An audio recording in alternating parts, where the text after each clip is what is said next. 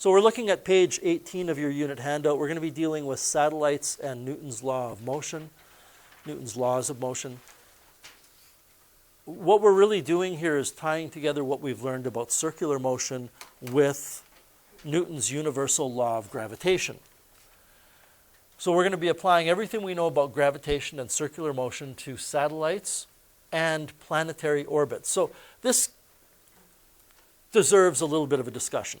A satellite is simply something that's artificially placed in an orbit around, say, Earth, or around the Moon, or around Mars, or around Jupiter, or around Saturn.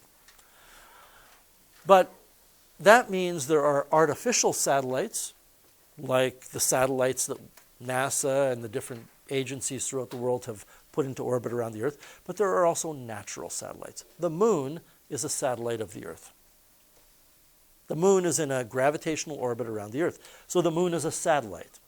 The Earth is a satellite of the Sun, because the Earth is in an orbit around the Sun. The Sun is a satellite of the Milky Way galaxy. Okay, so it doesn't have to be an artificial satellite. It could be a natural satellite. Now, most natural satellites have orbits that are not perfectly circular, but they're close enough to being circular. There's something in math and physics called eccentricity. And I want to show you the eccentricity. It's just a number. The eccentricity of, we'll look at the Earth first. So the eccentricity of Earth is 0.0167. And I will tell you that an eccentricity of 0 is a perfect circle. As that number mathematically gets bigger, the shape becomes less circular and more what we call elliptical. So I have a simulator here that shows orbits. This is Earth. And by the way, I don't know if you've ever noticed this. When you're looking at the screen, if you're looking from over here, it's hard to see that that's circular. It looks almost narrower this way, and it looks taller. But you'll have to take my word for it and the people's words for it that are looking at the screen dead on. That looks pretty circular, right? If I had that shape to you and we weren't having this discussion, and I said, what is the shape? You would say it's a circle. You wouldn't say it's an ellipse. And I'll show you what an ellipse looks like in a second. If we take a look at some other orbital bodies, Pluto has a very high eccentricity. In fact, I think it's Pluto and Neptune that cross orbits from time to time. Don't worry, they're not going to collide. But it's either Pluto and Neptune or Neptune and another planet. They actually cross orbits. So Pluto, and I don't care what anybody says, Pluto's a planet in my mind, okay? All that controversy so many years ago, Pluto's a planet. We're always taught in elementary school, or I was, that Pluto is the final planet, right? Well, sometimes it's not. Sometimes it's closer to the Earth than Neptune. They cross over. Anyway, let's take a look at what Pluto's orbit looks like. And this is set up when I choose Pluto, not only, so I better just a second. I want to go Earth, okay. This, if you look up here on the top right, it says 0.5 AU. Does anybody know what an AU is? Astronomical unit? It's an astronomical unit. And do you know what an astronomical unit is? The distance from the Earth to the Sun? Right, it's the distance from the Earth to the Sun. So they're saying that this white bar is half of an astronomical unit. And you could imagine putting one here and another one there, and you can see it's one astronomical unit. So when I change this to Pluto, and I hit OK, it's going to adjust things. It's going to tell us what the radius is, and it's going to show the eccentricity. And it's going to zoom out. So Pluto is 10 astronomical units away on one side of its orbit. And if you take a look at that, can you tell, thank you very much. Okay, can you tell that that's no longer a circle? That's elliptical. Is it obvious? I don't think so. So even some of the planets in orbit around our sun with the highest eccentricity are still pretty circular. It's interesting to note that the sun is closer to one side of the orbit than the other. And we'll talk a little bit about that later, but what that means is as Pluto goes around the sun, it's pulled towards the sun a lot here, and it moves quite fast, and then it slows down and slows down and slows down. And when it gets to this point furthest away, then it starts falling back towards the sun and picking up speed, and then it goes around. When you start looking, and I don't know that they have any in here, well, Neptune is pretty close to being about the same. No, Neptune is very circular. Uranus, again, pretty close to zero. When you look at this data on other planets, look at Halley's Comet. I was lucky enough to see Halley's Comet. It takes, I think, 76 years to come back around. Its eccentricity is quite large. So when you look at this one, I'll go back to Pluto. And if we don't get through this lesson today, that's fine. I told you that because it's closer to the sun on one side, it moves fast here, and then as it goes out, it slows down. Well, imagine an eccentricity of 0.9 whatever for Halley's Comet. It can't draw on there, so I'll capture it. It is a very, very elongated ellipse, and it gets really close to the sun, but then it goes very, very far away. And there are animations I could show you.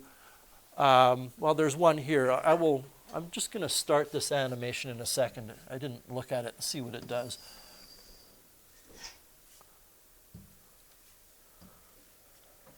That Halley's Comet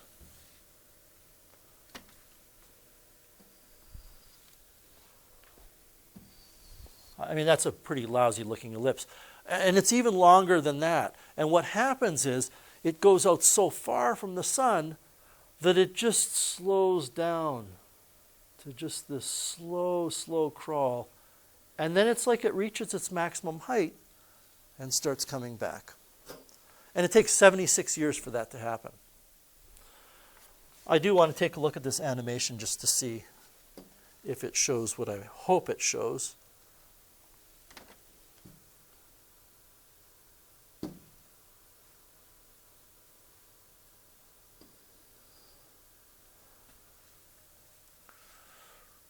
So I don't know if we have the patience, but if you can kind of visualize how fast it's moving there, this is in 2 years every second. So 1 1,000, 2 1,000, 3 1,000. It's moved it's 6 years for that. Every second that goes by here, it's showing where it will be 1 year later. And you will notice, I think you can start to notice it now, it's slowing down, isn't it? It's going slower now because gravity is pulling on it less than gravity was pulling on it towards the sun earlier.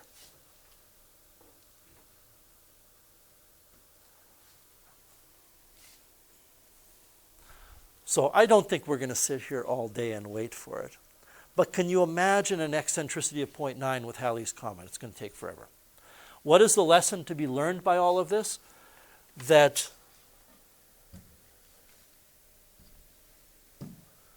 the eccentricity of most planets and satellites is so small we don't care that it's not a circle. We treat it like it is a circle.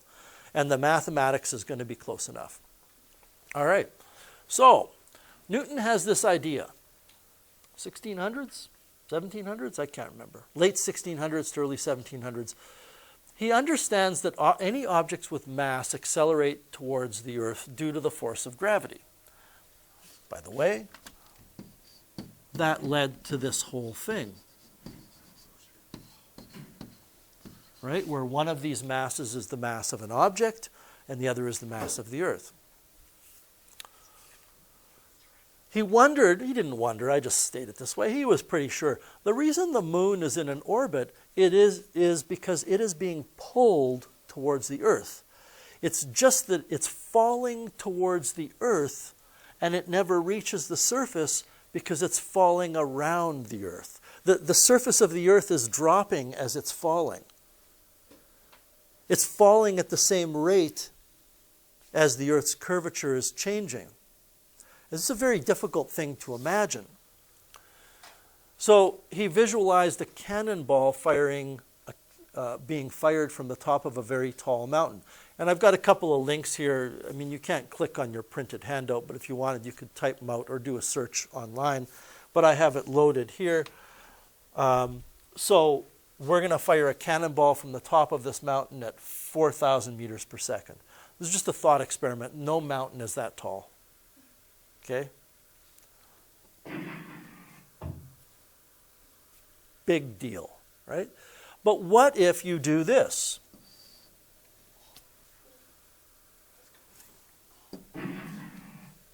Bye-bye. Not coming back. Not coming back.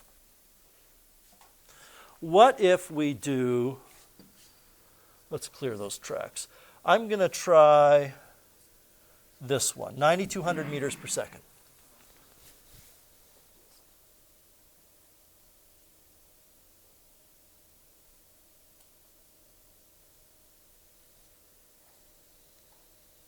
It could be in one of those elliptical orbits. We're going to have to wait and see. I maybe chose too fast because it might be moving so slow here. We're in Halley's Comet territory. So I'm going to go a little slower. I'm going to go 7,700. There we go. This one won't. Okay. It's getting further from the Earth, isn't it? And we don't get into the mechanics and mathematics of this, but it's hitting the back of the person's head. It will complete the orbit. So there are two scenarios that can happen. It can escape and never come back, or it can complete the orbit. Now, is this circular? No. What we want to do, question 1 says, what speed will result in a fairly circular orbit? No. It's got to be slower than this, but if I were to go to, say, 5,700, no. 7,100, well, it's getting closer to the Earth, isn't it? And if it's getting closer, oh, that's pretty circular. But you can tell it's not circular, right? Because at the bottom it's closer. So it's got to be a little faster.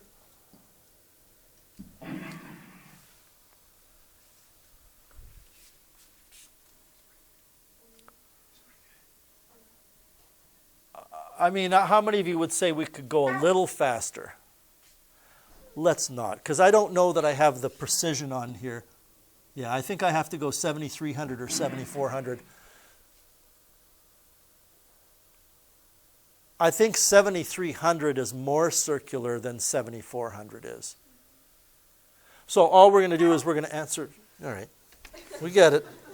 All we're going to do is answer about 7,300 meters per second. Now, Newton's no idiot. He understands that this is just a thought experiment. If you tried to fire something that fast, there's going to be a huge amount of friction with the air. But believe it or not, the concept of artificial satellites was not really thought of until, I'd say, the 1930s, like less than 100 years ago. And a science fiction writer, you heard of Arthur C. Clarke? You heard of the movie 2001: A Space Odyssey? That's an adaptation of a short story that he wrote called The Sentinel. He imagined in some of his stories these satellites that were in orbit, that we launched in orbit long before we could ever do it. The only thing is you have to get outside of the Earth's atmosphere because then you don't have friction with the air. What two possible things can happen if the speed of the cannonball is greater than the speed in A? Well, you can get an elliptical orbit.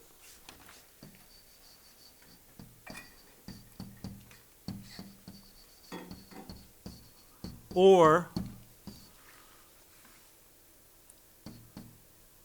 it never returns.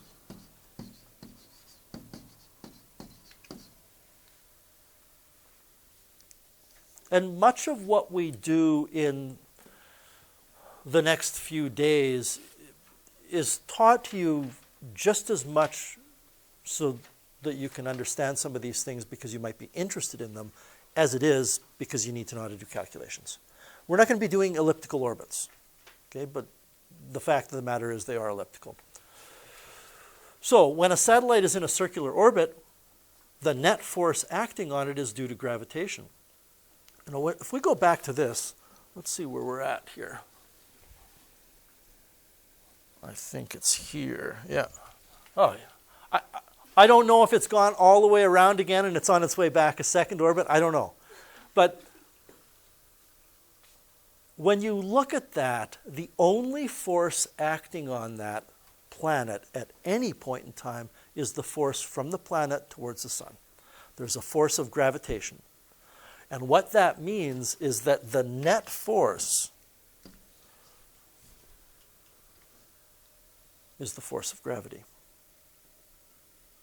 This right here is your starting point to analyze any satellite motion, whether it's the moon around the Earth or an artificial satellite around the Earth, or Pluto around the sun. So let's do an example. That's how far it is from the moon to the Earth. How fast is the moon moving? Like from the physics we know that you've been taught, you can figure out how fast the moon is moving through the sky. We're going to have to say that the net force acting on the moon is equal to the force of gravity acting on the moon. Is that true, or do I need absolute value signs there? It's true, because the force of gravity acting on the moon towards the Earth is the only force acting on the moon. There's not like a propeller on the backside of the moon pushing it. And a propeller wouldn't work in space anyway because there's no air. Anyway, this is ma, and this is g times m over r squared. Now, one of these m's is the moon, and one of these m's is the Earth. And of course, the acceleration is centripetal.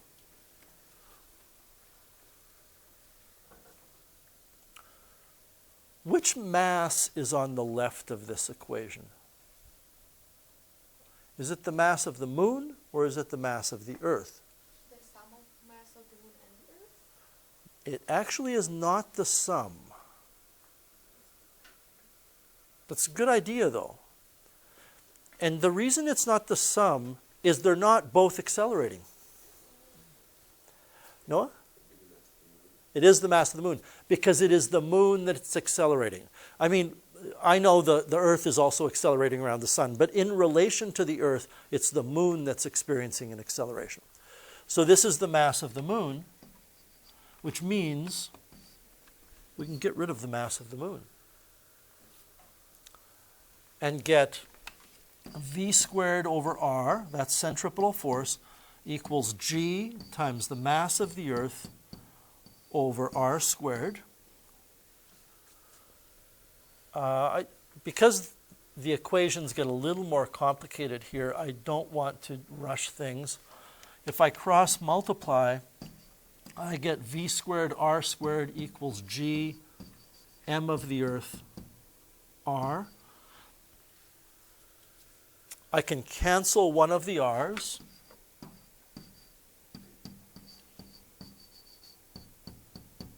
So v squared equals g m of the Earth over r.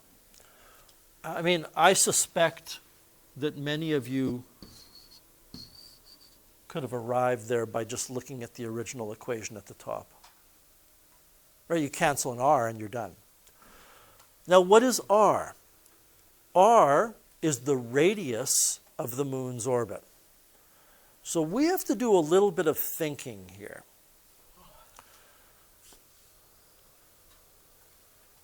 If I were to look at this distance, and you were to consider that that's the distance between the Earth and the moon, you don't want to overthink things unless you see the word altitude. Okay, so if I told you that the distance from the surface of the Earth to the moon was this number, then you would have to add the radius of the Earth. What I'm telling you is, for a situation like this, that distance that you are given is from center to center.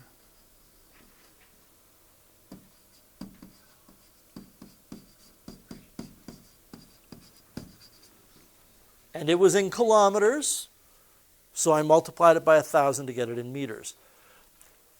When you look at the big scheme of things here, everybody, this is not a difficult problem. The physics happens right here. F net equals Fg. You put ma in for the centripetal net force. You put Newton's universal law of gravitation from the previous unit in for the force of gravity. You rearrange it, and now we put the numbers in. You know G, capital G. You know the mass of the Earth, and you know R. All you have to do is take Gm over R and take the square root, and we will have the answer.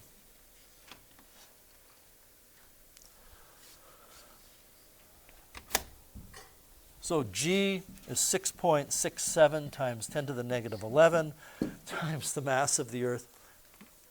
5.97 or 5.98? It's 7? Okay. 5.97 times 10 to the 24 divided by 3.844 times 10 to the 8.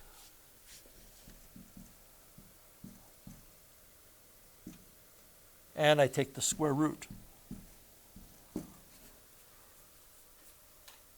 1,018 meters per second.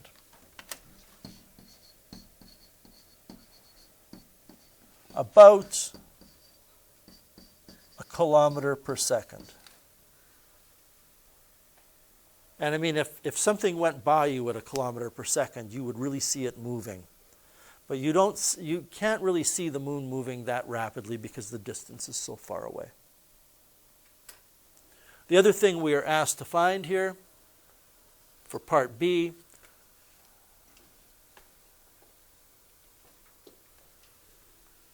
is the orbital period. Well, the speed that we just found is 2 pi r over t, which means the orbital period is 2 pi r over the speed.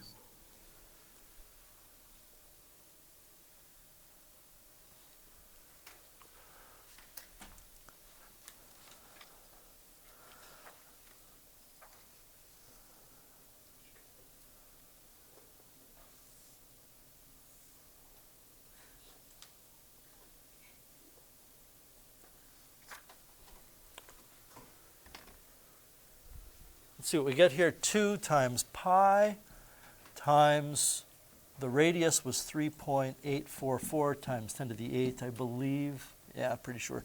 Divided by the speed is this many seconds. You're getting that many seconds?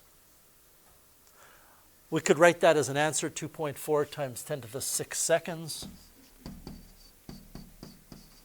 Or we could put it into something more sensible by dividing this by 60 and saying 39,550 minutes.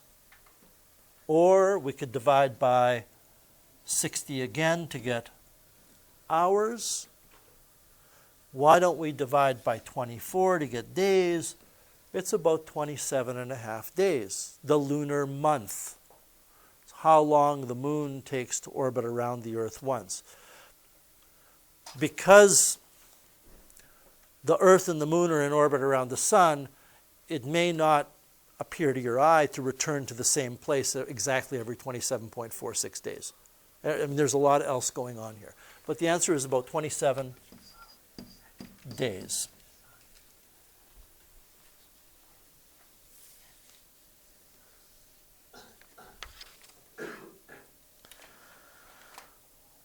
We're going to do 2 more examples, and then we're going to leave the second part of this lesson for tomorrow, and I'm going to assign 3 problems for you to do. And you have other stuff you can work on as well, right? Catching up on the vertical circular motion, completing your lab work. So let's take a look at the next one. Landsat is an Earth imaging satellite that takes pictures of the Earth's ozone layer. This is a very interesting orbit because it's a vertical orbit. It looks elliptical, but it's a circle. You're just looking at it from an angle. And the reason why a satellite that wants to map out with pictures the surface of the Earth is orbiting this way is because as it orbits, the Earth is spinning on its axis. So every time it goes over every time it reaches the front of the Earth again, it will be mapping out a different slice of the surface of the Earth, which is what we would want here. It has a height of 912 kilometers rather. Is this 912 kilometers the radius of the orbit? No, you have to add the radius of Earth here.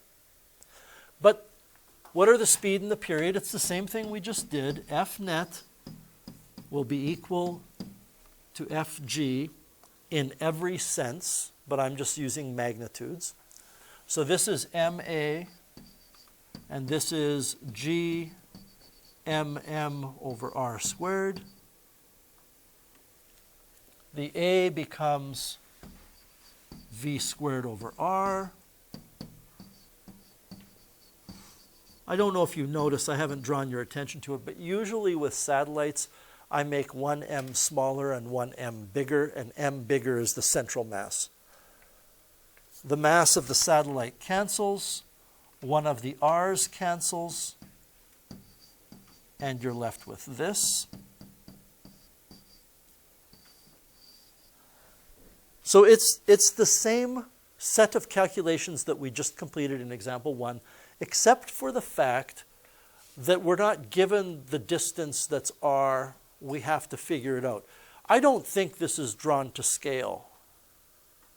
I don't see how it can be, because this distance from here to here, this distance from the center of the Earth to the surface of the Earth, we know is 6.37 times 10 to the 6. This is 9.12 times 10 to the 5.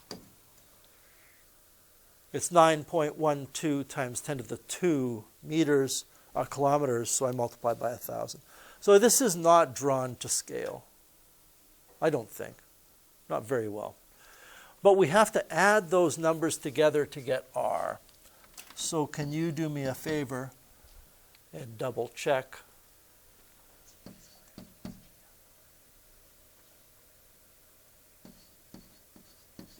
I probably buggered that up.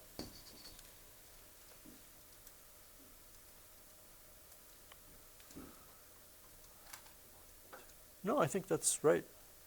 No? Good. All right, so let's work left to right, even though I frown on that. We're going to take G, 6.67, multiplied by 10 to the negative 11, multiplied by the mass of the Earth. How can a person forget that? 5.97? Okay. Divided by the radius of 7.282 times 10 to the 6, and we're going to have to take the square root of that. So I'll give you a minute to run that through your calculator.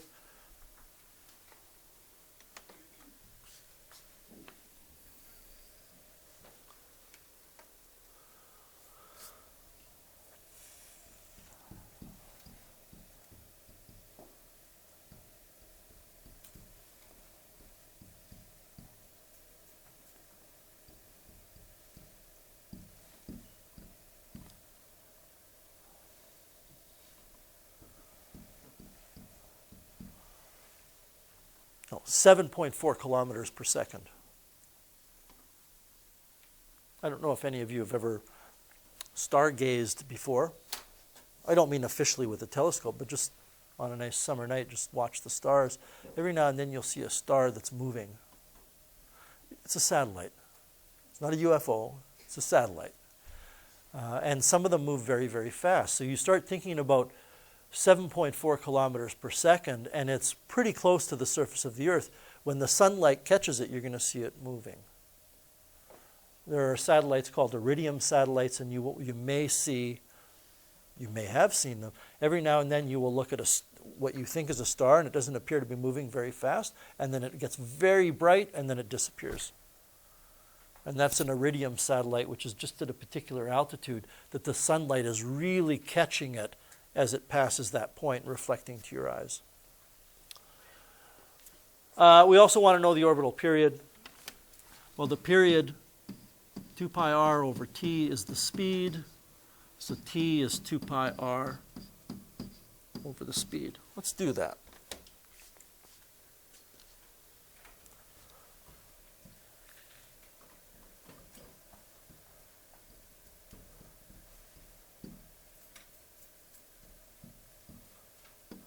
So 2 times pi times r divided by the speed.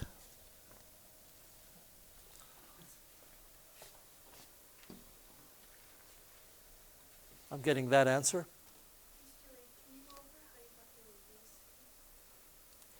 The radius is the sum of these two numbers. Because the radius is the distance from the center to the orbit. So if we're told it's 912,000 meters above the surface of the Earth, and we know from our formula sheet that the radius of the Earth is 6.37 times 10 to the 6, then we have to add those two numbers together to get the radius. Does that make sense, Faye? Okay. Is anybody else getting for the period, the orbital period, this many seconds? Okay, divided by 3,600 because that's how many seconds in an hour.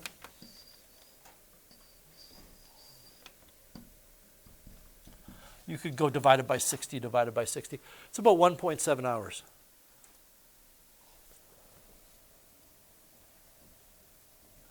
It's about an hour, whoops.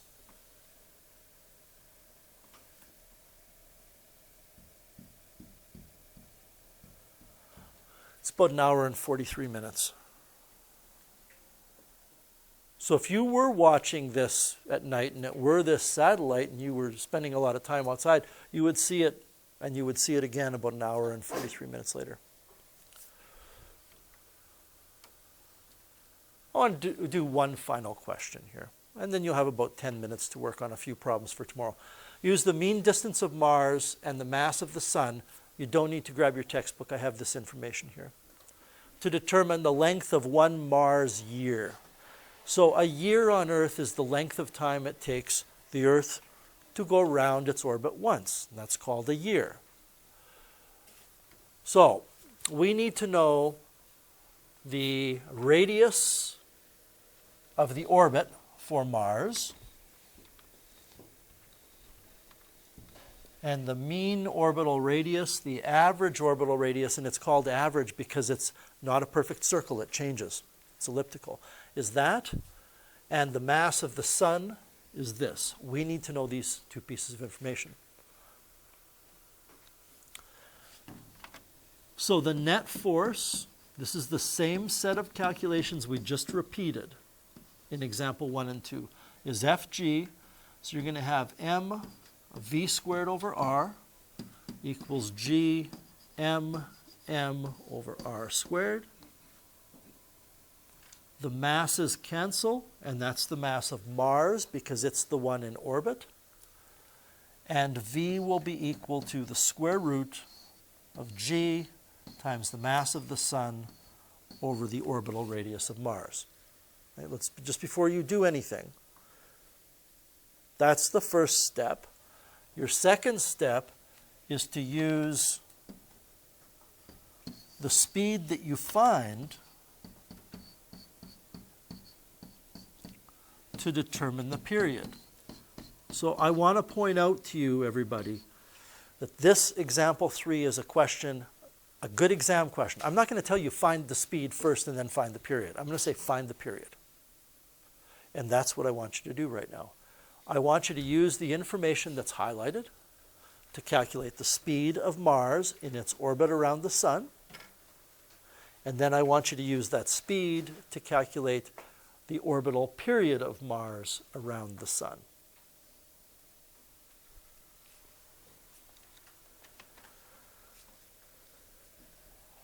I'll do the same up here.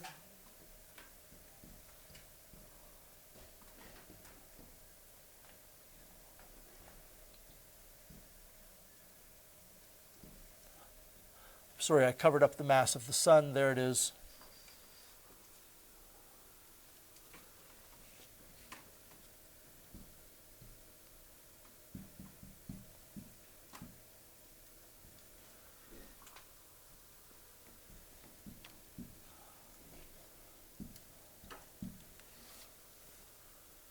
You getting the same thing?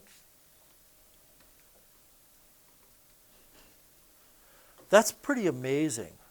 Like well, I tend to think Mars is so far away from the sun, it can't be moving that fast out there. It's moving at over 24 kilometers per second through the solar system around in its orbit. So that's the speed. Now I'm going to take 2 times pi times r.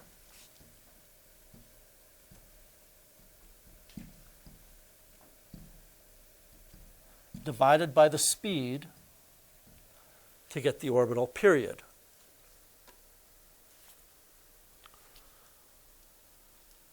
And I need to know if you're getting the same answer.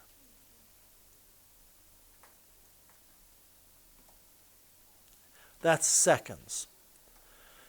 Well, let's put it into a context that we're familiar with. I'm going to divide by 60.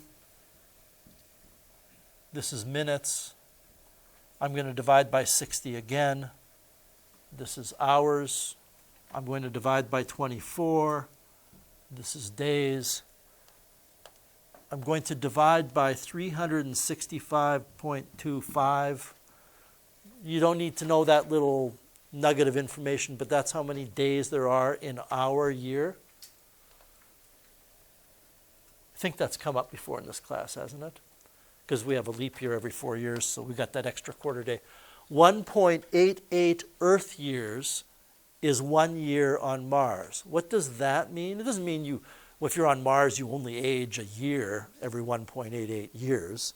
It means that if you look at the seasons on Mars, and I don't know if there are severe seasons on Mars. It would have to do with the tilt of Mars' axis. But from the longest day of the year, the peak of summer, to the next longest day of the year would be 1.88 years of our time. What I would like you doing for tomorrow are the 3 problems on page 21